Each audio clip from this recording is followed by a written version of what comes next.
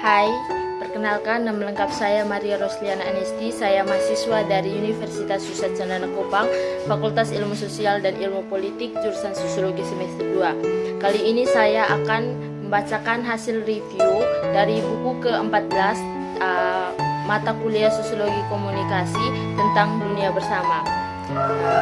Untuk teman-teman jangan lupa like, comment, dan subscribe.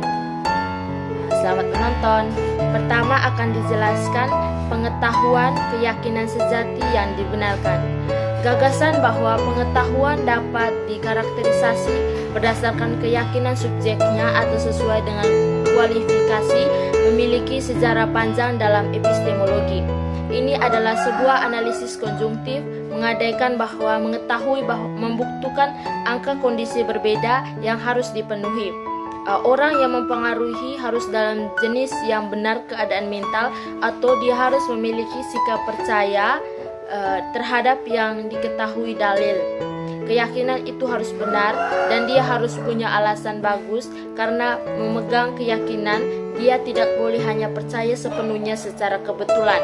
Betapapun menariknya secara intuitif mungkin, pendekatan tersebut mengalami kesulitan yang signifikan yang dipicu oleh pengenalan kasus Gettier, di mana kondisi ini terpenuhi bahkan meskipun subjek tidak dapat dikatakan melalui hal ini.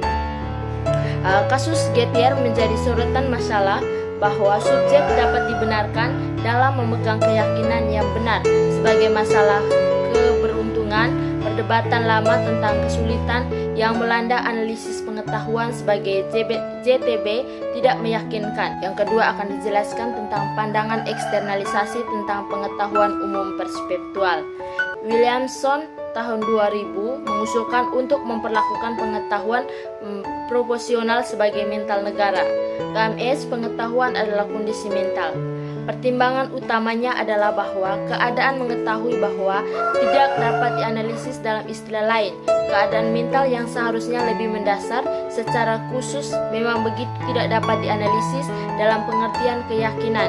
Inti dari proposal adalah gagasan bahwa apakah Anda berada dalam keadaan mental mengetahui bahwa adalah secara konstitutif bergantung pada fakta tentang lingkungan atau eksternal daripada hanya pada fakta psikologis atau internal yang subjek. Proposal Williamson disusun dan dipertahankan dengan hati-hati dalam Pengetahuan dan Its Limits 2000. Sangat berpengaruh itu juga menariknya kritik yang adil, misalnya Fricker 2009.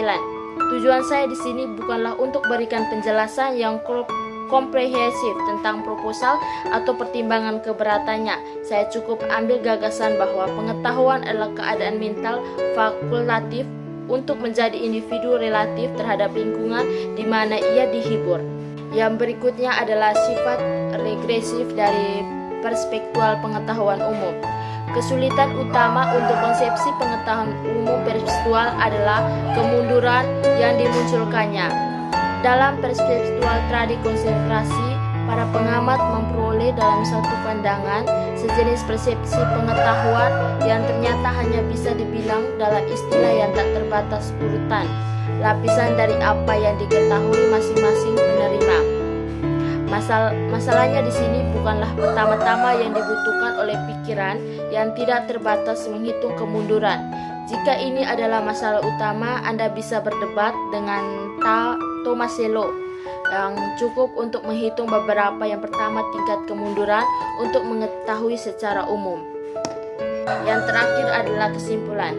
Penyajian awal dari masalah pengetahuan umum dapat ditemukan dalam Hume. Misalnya, dua petani mengetahui kesamaan bahwa masing-masing membutuhkan bantuan lainnya untuk memanen tanaman mereka yang matang pada waktu yang berbeda.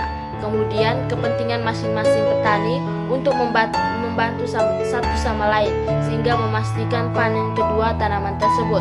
Tetapi petani yang panennya kemudian beralasan bahwa itu tidak akan terjadi dalam kepentingan orang lain untuk membantu karena dirinya sendiri telah menerima bantuan.